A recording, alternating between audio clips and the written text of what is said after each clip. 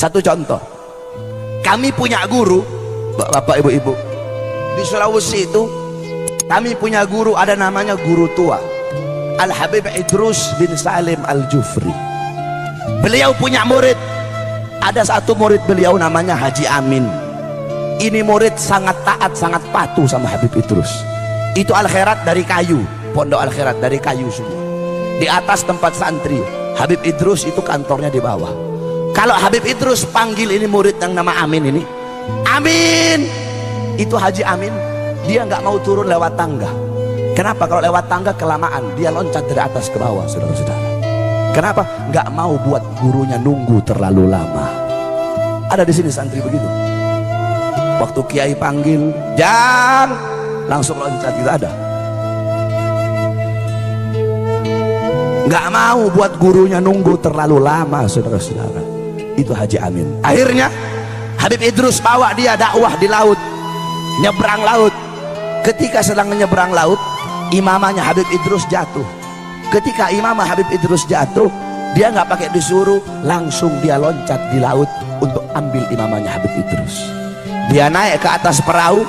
Ketika dia naik, semua orang di perahu melotot ngeliatin dia. Kenapa? Tidak ada satu titik pun basah, saudara-saudara. Ternyata apa? Ternyata dia jalan di atas laut. Kenapa Allah kasih keramat? Allah kasih keramat dia karena dia mengikuti Shahibul Karomat.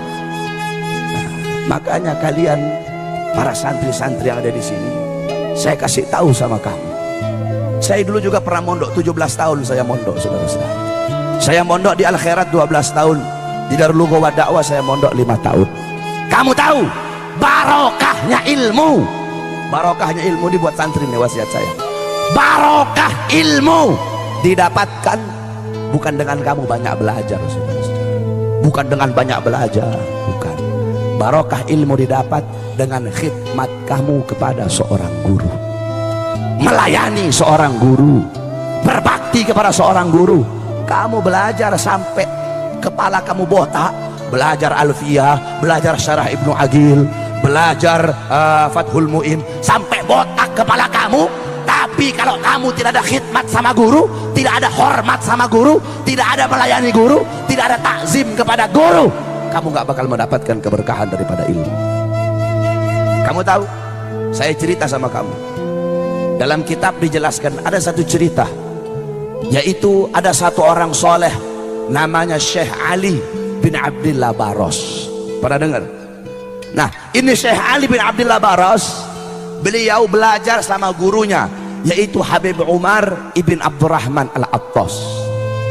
Habib Umar bilang, kalau orang mau tawasul kepada aku, tapi tidak tawasul kepada Ali Baros, nggak bakal sampai tawasulnya kepada aku. Jadi kalau mau tawasul kepada aku, harus tawasul dulu kepada Ali Baros, muridnya beliau. Kenapa muridnya beliau begitu dicintai? Kenapa muridnya mendapat kedudukan yang tinggi? Syekh Ali Baros ini, kalau kita mau lihat masa khidmat, masa belajarnya beliau sama masa beliau melayani gurunya, itu lebih banyak masa beliau melayani guru daripada masa beliau belajar kepada gurunya. Nah, satu waktu Syekh Ali Baros lagi mijet kaki gurunya. Ketika sedang mijit kakinya Habib Umar bilang sama murid-murid yang ada di situ, Nabi Allah Khidir alaihissalam udah ada di depan pintu gerbang. Nabi Khidir udah ada di depan pintu gerbang. Semua murid-murid yang ada di situ loncat, mereka semua pergi ke pintu gerbang mau nemuin Nabi Khidir. Kecuali Syekh Ali Baros, tetap beliau mijit kaki gurunya. Nggak ada urusan mau Nabi Khidir kayak mau Nabi siapa kayak, kata beliau, tetap beliau pijit kaki gurunya. Gurunya nanya Habib Umar, Ali, itu teman-teman kamu pergi ke gerbang mau minta doa sama Nabi Khidir, kenapa kamu tetap di sini? Apa kata Syekh Ali Baros? Guru, kenapa saya harus menjumpai Nabi Khidir sedangkan Nabi Khidir datang ke sini pengen berjumpa denganmu? Wahai guru, bagiku kedudukanmu sebagai guru lebih mulia dan lebih utama daripada Nabi Allah Khidir alaihissalam. Bagiku kedudukanmu sebagai guruku lebih utama daripada Nabi Allah Khidir alaihissalam. Saudara-saudara, bukan seberapa banyak engkau ada di hati gurumu. Sebab banyak orang sekarang ini cari muka doang depan guru. Santri-santri begitu tuh, cari muka depan guru, bukan seberapa banyak, bukan seberapa besar engkau ada di hati gurumu, tetapi seberapa besar gurumu ada di dalam hatimu, saudara-saudara.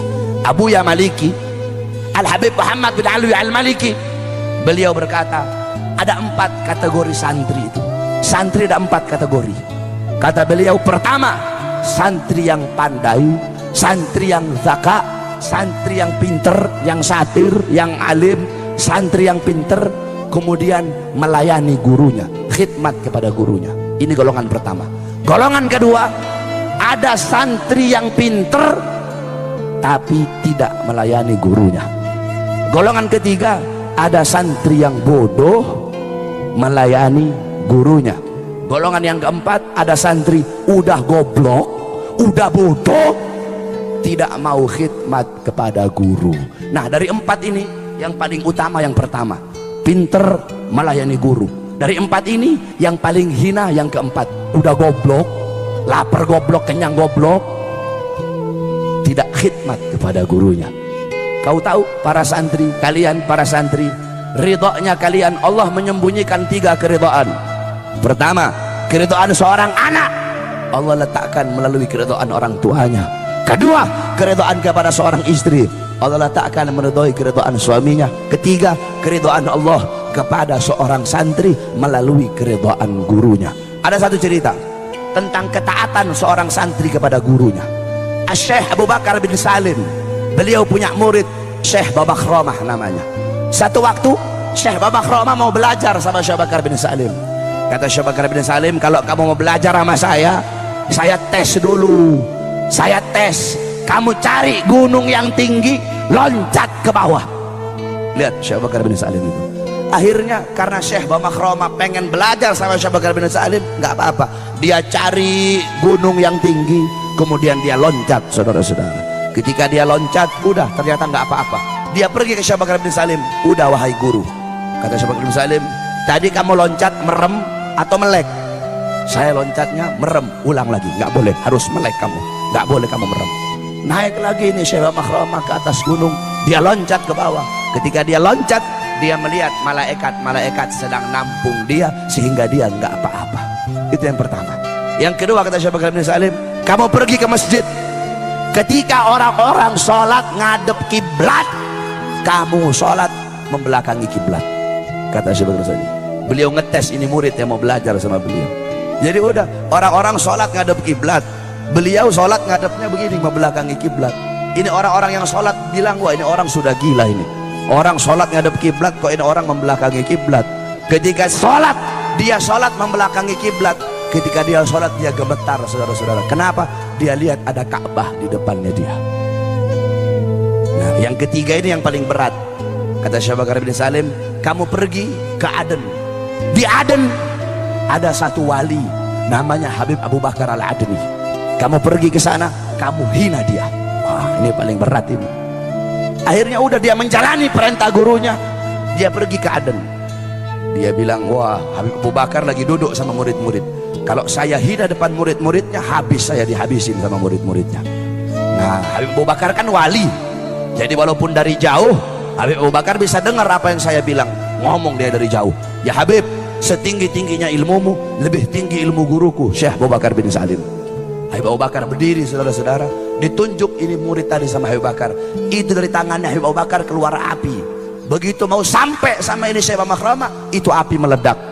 Baru dia pergi pulang lagi ke Inat. Ketika dia pulang ke Inat, dia bilang, guru, saya sudah jalani semua perintahnya kamu. Kata Syekh Abu Bakar bin Salim, sekarang aku terima kamu menjadi muridku. Nah, ini Syekh Babakhromah lihat tangannya Syekh Bakar bin Salim gosong. Ini beliau tanya, guru, kenapa tanganmu gosong? Iya, tadi aku menangkis apinya Al Habib Abu Bakar Al-Adni. Kalau aku nggak tangkis, kamu sudah mati saat itu juga. Lihat bagaimana ketaatan seorang murid kepada